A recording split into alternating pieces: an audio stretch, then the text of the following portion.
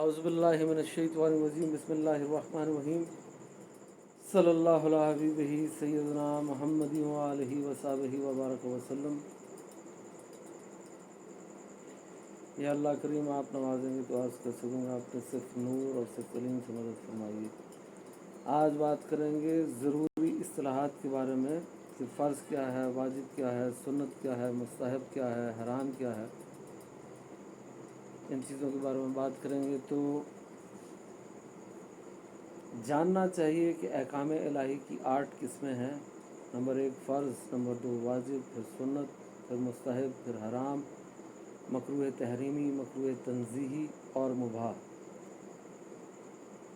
اب اس کی تفصیل پر بات کریں گے کہ فرض کسے کہتے ہیں۔ فرض اسے کہتے ہیں جو دلیل قطعی سے ثابت ہو۔ دلیل قطعی کیا ہوتی ہے؟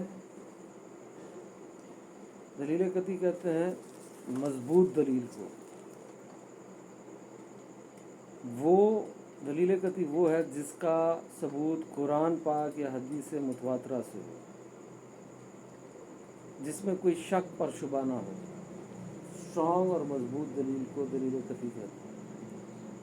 اور جو بات قرآن سے ثابت ہو جائے گی یا حدیث متواترہ سے ثابت ہو جائے گی اس کو دلیل قطعی کہتے ہیں۔ یعنی مثلا قرآن کریم کے واضح ارشاد سے یا حدیث متواترہ سے یا مشہور حدیث سے ثابت ہو، یہ سب چیزیں دلیل قطعی میں آئیں گی۔ تو فرض اسے کہتے ہیں جو دلیل قطعی سے ثابت ہو اور اس کا انکار کرنے والا کافر ہے۔ انکار کرنے والا کیسے کافر ہے؟ تو فرض پہلے کیا کیا ہے؟ نماز، روزہ، حج، زکوٰۃ، جہاد، تمام انبیاء کا ادب کرنا، خاص طور پر نبی پاک کا ادب کرنا، یہ سب فرض ہیں۔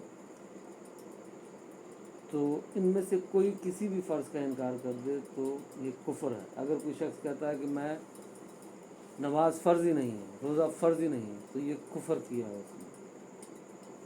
اگر کوئی شخص نماز نہیں پڑھتا کسی مجبوری کی وجہ سے، یا جان بوجھ کر بھی نہیں پڑھتا، تو اب وہ گناہ کبیرہ کا مرتکب ہوا ہے، کافر نہیں ہوا۔ پر اگر کوئی کہتا ہے نماز فرض ہی نہیں ہے، روزہ فرض ہی نہیں ہے، حج فرض ہی نہیں ہے، فرض کا انکار کر دیتا ہے تو یہ کافر ہو جائے گا۔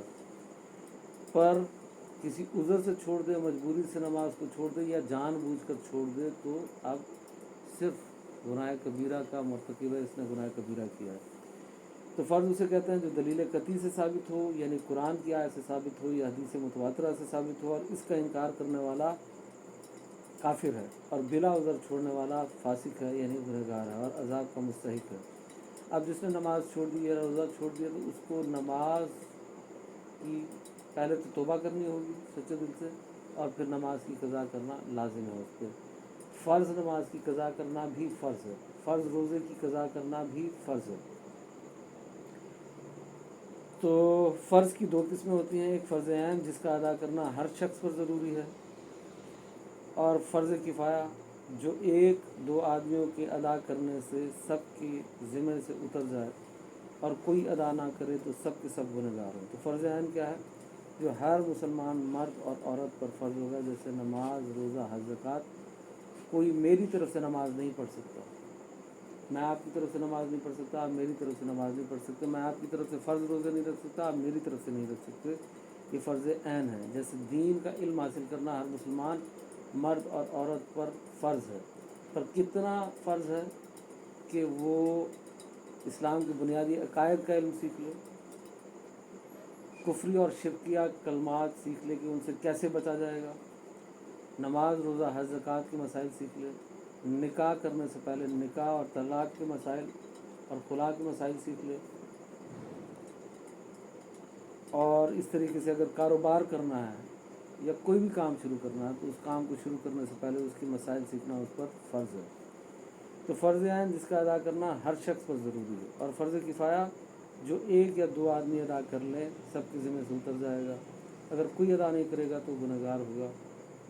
اس کی مثال کیا ہے؟ جیسے نماز جنازہ ہے، نماز جنازہ فرض کفایہ ہے، چند لوگ بھی نماز جنازہ ادا کر لیں گے تو سب کی طرف سے ادا ہو جائے گا۔ اور فرض کفایہ کیا ہے؟ جیسے غسل کو میت دینا بھی فرض کفایہ ہے، جیسے کسی بیمار کا حال پوچھنے جانا بھی فرض کفایہ ہے، जैसे पूरे कुरान और पूरी सुन्नत और पूरी हदीस का इल्म हासिल करना भी फ़र्ज़ किफ़ाया है। अब बात आएगी वाजिब की, तो वाजिब वो है जिसका अदा करना लाजिम हो और जो दलील ज़नी से साबित हो। दलील ज़नी कहते हैं जो गुमान को कहते हैं, ज़न कहते हैं गुमान को, और दलील ज़नी से साबित हो और इसका इनकार करने वाला काफिर नहीं, बिला उज़र छोड़ने वाला फासिक है और अज़ाब का मुस्तहिक़ है। जैसे 3 रकात वितर वाजिब होते हैं इशा की नमाज में, ये वाजिब है। जैसे ईद की नमाज जो है, ईद उल फितर हो या ईद उल अज़हा हो, ये वाजिब है। जुम्मे का खुतबा सुनना वाजिब है। ये सब वाजिब चीज़ें हैं। तो वाजिब वो होता है जो दलील कती की तरह स्ट्रॉन्ग दलील नहीं होती इसकी, क्योंकि दलील कती जो होती है वो बड़ी स्ट्रॉन्ग दलील होती है, वो कुरान से साबित होती है, ये हदीस मुतवातरा से साबित होती है। और जो दलील ज़नी है ये अखबार अहाद से साबित होती है। अखबार अहाद हदीस की किस्म है जिनको खबर वाहिद कहते हैं। तो ये खबर वाहिद जिस हदीस से जो चीज़ साबित होगी उसको हम दलील ज़नी कहते हैं। और या अइम्मा की अक़वाल से साबित हो, तो दलील ज़नी यानी जब भी वाजिब साबित होगा तो वो किससे साबित होगा, या किसी ऐसी आयत कुरानी से जिसमें कई मानी का एहतमाल हो, या हदीस की खबर वाहिद से साबित हो, ये होता है वाजिब। तो वाजिब क्लियर हो गया। इसको वाजिब को जो छोड़ेगा, वाजिब को छोड़ने वाला गुनहगार होगा, इनकार करने वाला काफिर नहीं होगा। फ़र्ज़ का इनकार करने वाला काफिर हो जाएगा और जो उसको छोड़ेगा वो भी गुनहगार है। पर फ़र्ज़ को छोड़ने वाला जो गुनहगार है उसने गुनाह कबीरा किया है, और जिसने वाजिब को छोड़ा है इसने गुनाह सगीरा किया है। और गुनाह सगीरा जो हैं ये नेक अमाल करने से माफ़ हो जाते हैं। जैसे आप वज़ू करते हैं, नेक अमाल करते हैं, गुनाहों से बचते हैं, इनसे गुनाह सगीरा जो हैं वो माफ़ होते हैं। पर गुनाह कबीरा बगैर तौबा के माफ़ नहीं होते। तो जो भी वाजिब तर्क करेगा, वाजिब का इनकार करेगा, काफिर नहीं होगा। बहरहाल वाजिब को छोड़ देगा तो गुनहगार होगा। और किस दर्जे का गुनाह होगा, गुनाह सगीरा होगा। बहरहाल फ़र्ज़ छोड़ना और वाजिब छोड़ना, फ़र्ज़ की भी कज़ा होगी और वाजिब की भी कज़ा होगी। बाकी सुन्नत हो, नफिल हो, मुस्तहब हो, उनकी कज़ा नहीं होती। तो सुन्नत मौक़दा क्या है? सुन्नत मौक़दा जिस काम को हुज़ूर सल्लल्लाहु अलैहि वसल्लम ने हमेशा किया हो या करने के लिए फरमाया हो और बग़ैर उज़र कभी ना छोड़ा हो, ऐसी सुन्नत का बिला उज़र छोड़ने वाला गुनहगार है। जिस काम को नबी पाक सल्लल्लाहु अलैहि वसल्लम ने हमेशा किया और बग़ैर उज़र के कभी नहीं छोड़ा, ऐसी सुन्नत को सुन्नत मौक़दा कहते हैं। इसको छोड़ने वाला भी गुनहगार होता है। बहरहाल इस पे तौबा की ज़रूरत नहीं है और इसकी कज़ा भी नहीं है। इसके अलावा है सुन्नत गैर मौक़दा, जिस काम को हुज़ूर सल्लल्लाहु अलैहि वसल्लम ने अक्सर किया और कभी कभी छोड़ भी दिया हो, ऐसी सुन्नत को छोड़ना गुनाह नहीं और अदा करने में मुस्तहब से ज़्यादा सवाब है। सुन्नत गैर मौक़दा वो है जिसको हुज़ूर ने कभी कभी किया। अब सुन्नत मौक़दा की मिसाल पहले दे देते हैं कि सुन्नत मौक़दा की मिसाल क्या थी। जैसे फ़जर की 2 रकात सुन्नत मौक़दा हैं, ज़ोहर की 4 रकात सुन्नत मौक़दा हैं, फिर 4 फ़र्ज़ आते हैं, फिर 2 रकात सुन्नत मौक़दा हैं, और मगरिब में 3 फ़र्ज़ के बाद जो 2 रकात सुन्नत आते हैं ये भी मौक़दा हैं। ऐसे इशा में पहले 4, फिर 4 फ़र्ज़ के बाद जो 2 सुन्नत आते हैं ये भी सुन्नत मौक़दा हैं। और सुन्नत गैर मौक़दा की मिसाल क्या है? सुन्नत गैर मौक़दा की यानी असर की जो नमाज है इसमें जो 4 सुन्नत आते हैं ये सुन्नत गैर मौक़दा हैं। पढ़ने का सवाब है, ना पढ़ने से कोई गुनाह नहीं। ऐसे इशा की नमाज में जो आएंगे 4 सुन्नत वो गैर मौक़दा होंगे, पढ़ने से सवाब, ना पढ़ने से कोई गुनाह नहीं होगा। मुस्तहब और नफिल जिसके करने में सवाब हो और ना करने में कुछ गुनाह ना हो, बिल्कुल सुन्नत मौक़दा सुन्नत गैर मौक़दा की तरह है, मुस्तहब और नफिल भी। क्योंकि सुन्नत गैर मौक़दा को करने से सवाब होता है, ना करने से कोई गुनाह नहीं। ऐसे मुस्तहब और नफिल भी करने से सवाब है, ना करने से कोई गुनाह नहीं है। हराम उसे कहते हैं जिसकी ममानत दलील कती से साबित हो। अब ये फ़र्ज़ के मुकाबले में आ रहा है, ये डेफिनेशन याद करनी है कि फ़र्ज़ के मुकाबले में आ रहा है। फ़र्ज़ भी दलील कती से साबित था, यानी कुरान से साबित था या हदीस मुतवातरा से साबित था, اور جو حرام ہے وہ بھی دلیل قطعی سے ثابت ہوگا، یا تو قرآن سے ثابت ہوگا یا حدیث متواترہ سے ثابت ہوگا۔ جیسے فرض کا انکار کرنے والا کافر ہے، ایسے کوئی شخص حرام کا انکار کر دے کہ شراب حرام نہیں ہے، سود حرام نہیں ہے، زنا حرام نہیں ہے، جوا یا سور حرام نہیں ہے، تو یہ بھی کفر کیا ہے اس نے۔ سوال ہے کیا؟ سوال یہ اکثر لوگ جیسے بات کر دیتے ہیں کہ کوئی پارٹی وغیرہ چل رہی ہے تو اس میں شراب کے پانی شانی کے نام پہ کہتے ہیں کہ یار پانی شانی چل سے، وہ کس سینس میں ہوتا ہے کہ وہ حلال چیز کو اگر ریلیٹ کر رہے ہوتے ہیں اس سے؟ ہاں، وہ حلال چیز کو ریلیٹ کر رہے ہوتے ہیں، اس سے بہرحال اگر ان کی نیت یہ ہے کہ وہ اس کو حلال کہہ رہے ہیں اور حلال مان رہے ہیں، پھر تو یہ کفر ہے۔ صرف الفاظ بدل دینے سے کہ پانی کا لفظ بول دینے سے نہیں کفر ہوگا، جب تک وہ ان کی عملوں کا دار و مدار نیت پہ ہے، ان کی نیت میں یہ بات نہ ہو کہ وہ واقعی اس کو پانی کی طرح حلال سمجھنا ہے، پھر یہ کفر ہوگا۔ اور سوال ہے؟ تو حرام اسے کہتے ہیں جس کی ممانعت دلیل قطعی سے ثابت ہو، یعنی دلیل قطعی کسے کہتے ہیں؟ جس دلیل میں کوئی شک کی گنجائش نہ ہو، بڑی اسٹرانگ اور مضبوط دلیل ہو اور قرآن سے اور حدیث متواترہ سے ثابت ہو۔ اور دلیل ظنی کسے کہتے ہیں؟ جو اخبار احاد سے، یہ حدیث کی قسم ہے، خبر واحد جو اس سے ثابت ہوگی یا ائمہ کے قول سے ثابت ہوگی، اس کو دلیل ظنی کہیں گے۔ اور دلیل ظنی سے کیا ثابت ہوگا؟ واجب دلیل ظنی سے ثابت ہوتا ہے، اور فرض ہمیشہ دلیل قطعی سے ثابت ہوتا ہے۔ ایسے حرام بھی ہمیشہ دلیل قطعی سے ثابت ہوگا، یعنی قرآن کی آیت سے ہوگا یا حدیث متواترہ سے ہوگا۔ فرض کا انکار کرنے والا بھی کافر ہو جائے گا اور حرام کا انکار کرنے والا بھی کافر ہو جائے گا۔ بہرحال کوئی حرام کام کرتا ہے، اس کو مانتا ہے کہ حرام ہے، مثال کے طور پر کوئی شخص مانتا ہے کہ شراب حرام ہے، پھر بھی شراب پی رہا ہے، تو اب کافر نہیں ہے، اب اس نے گناہ کبیرہ کیا ہے، گناہ کبیرہ کا وہ مرتکب ہوا ہے۔ یعنی سود کھا رہا ہے، پتہ ہے کہ سود حرام ہے، پھر بھی سود کھا رہا ہے، سود کو حرام مان رہا ہے، تو کافر نہیں ہوا، گناہ کبیرہ کیا۔ آج سمجھ میں آ رہی ہے؟ تو یہ بات ہے۔ سوال؟ فرض میں ہے کہ فرض عین اور فرض کفایہ دونوں کا جو ہے انکار؟ نہیں، فرض عین کا انکار، فرض عین کا جس نے انکار کر دیا وہ جو ہے وہ کافر ہو جائے گا، فرض کفایہ کی بات نہیں ہوگی۔ فرض میں پھر دو قسمیں آ گئی تھی، فرض عین اور فرض کفایہ۔ فرض عین کا انکار کر دینا یہ کفر ہو جائے گا، ٹھیک ہے۔ اور یہ فرض کفایہ کی ٹائپ میں جو ہم نے دیکھا کہ بھی چند لوگ اگر پڑھ لیتے ہیں، مثال کے طور پہ یہاں پہ 10 لوگ بیٹھے ہوئے ہیں، ان میں سے کوئی ایک بھی نہیں جاتا، 7 کوئی لوگ کھڑے ہوئے وہاں سے چلے جاتے ہیں جنازہ پڑھنے کے لیے۔ پورے علاقے، پوری بستی میں سے جہاں سے آپ 10 لوگ بیٹھے تھے ایک کمرے میں، آپ میں سے کوئی نہیں گیا، بستی میں سے اور لوگ چلے گئے، سب کی طرف سے ادا ہو گیا فرض کفایہ۔ ایسے ہی سنت کفایہ ہوتی ہے، چند لوگوں نے ادا کر لی، سب کی طرف سے ادا ہو جائے گا۔ جیسے نماز تراویح میں جماعت کے ساتھ نماز پڑھنا سنت کفایہ ہے، اگر نماز کے ساتھ جماعت کے ساتھ کسی نے، چند لوگوں نے بھی تراویح پڑھ لی، تو سنت کفایہ سب کی طرف سے ادا ہو جائے گی۔ تو حرام اسے کہتے ہیں جس کی ممانعت دلیل قطعی سے ثابت ہو اور اس کا انکار کرنے والا کافر ہے، اور اس کو بلا عذر کرنے والا فاسق ہے اور عذاب کا مستحق ہے۔ کوئی بھی حرام کام کرے گا تو اگر انکار کر دیا وہ تو کافر ہے، اگر حرام کام کیا تو اس کے بعد اس کو کیا کرنا ہوگا؟ سچے دل سے توبہ کرنی ہوگی اور اس حرام کام کو چھوڑنا ہوگا۔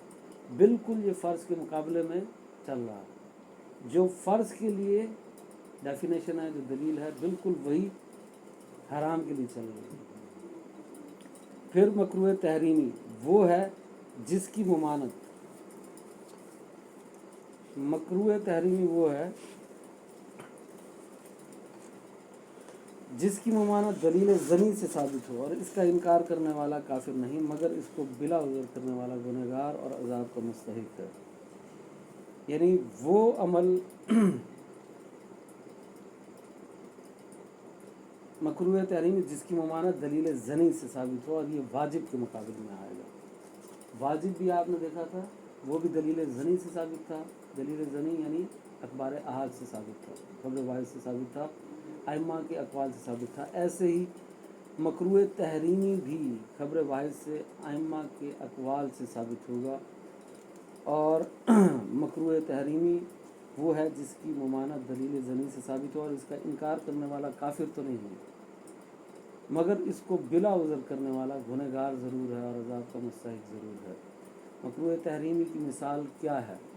मकरूह तहरीमी की मिसाल ये है कि बेहुदा बातें, जानबूझकर बेहुदा बातें सुनना। एक तो ये है ना कि आप बैठे हुए हैं किसी बस स्टॉप पे, स्टेशन पे बैठे हुए, 8-10 लड़के खड़े हुए हैं, बेहुदा बातें कर रहे हैं, तो वो कर रहे हैं, आप अब मजबूरी है आपकी वहाँ बैठा, अगर आप वहाँ से जा सकते हैं तो अच्छी बात है, चले जाएँ। अगर नहीं जा सकते कि बस छूट जाएगी या ट्रेन छूट जाएगी, अब आप सुन रहे हैं तो आप नहीं, पर जानबूझकर आप बेहुदा बातें सुन रहे हैं, ये मकरूह तहरीमी है। बेहुदा बातें कर रहे हैं, ये मकरूह तहरीमी है। गैर महरम को छू रहे हैं, टच कर रहे हैं, ये मकरूह तहरीमी है। कुछ लोग कहते हैं ये हराम, हराम नहीं है, ये मकरूह तहरीमी है। मकरूह तहरीमी हराम के करीब करीब होता है पर हराम नहीं होता। तो ये मकरूह तहरीमी की मिसाल है, बेहुदा बातें करना, बेहुदा बातें सुनना, गैर महरम को छूना वगैरह, ये मकरूह तहरीमी है। तो इसमें कोई सवाल है? अक्सर ये जो तस्वीर आगे आ जाती है गलती से नमाज पढ़ते हुए, मिसाल के तौर पर हटाना याद नहीं रहती है, सामने की तस्वीर होती है, वो भी इस कैटेगरी में आएगी मकरूह तहरीमी? मकरूह तहरीमी में ही आ सकती है, क्योंकि वो हराम नहीं हो सकती। मकरूह तहरीमी में ही आ सकती है कि उसको हटा दें या उस पर कपड़ा वगैरह डाल दें, वो मकरूह तहरीमी में आ सकती है। फिर मज़ीद इस पर गौर किया जा सकता है। तो मकरूह तंज़ीही, जिसके ना करने में सवाब है और करने में अजाब तो नहीं मगर एक किस्म की बुराई है, यानी वो अमल जिसे शरीयत नापसंद रखे मगर अमल पर अजाब की वईद ना हो, ये सुन्नत गैर मुअक्कदा के मुकाबिल में है। जैसे सुन्नत मुअक्कदा के मुकाबिल में कौन सा आया था?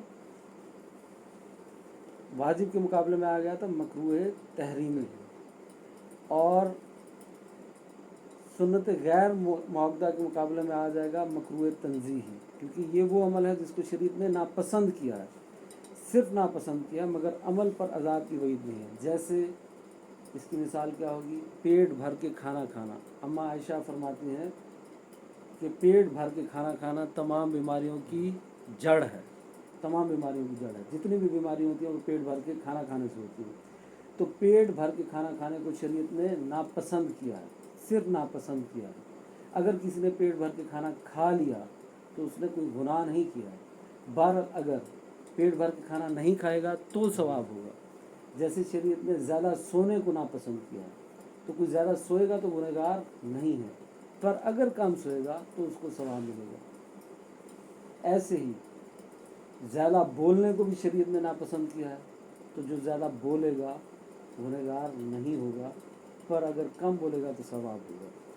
तो ये सारी चीज़ें क्या थी? मकरूह तंज़ीही थी, यानी वो अमल जिसे शरीयत ने नापसंद किया है।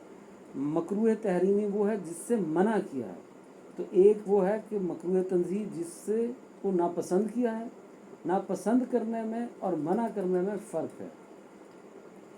क्या फ़र्क है? कि जिसको नापसंद किया है अगर उसको कोई कर ले तो वो एक किस्म की बुराई है, उस पर कोई गुनाह नहीं है। जैसे कोई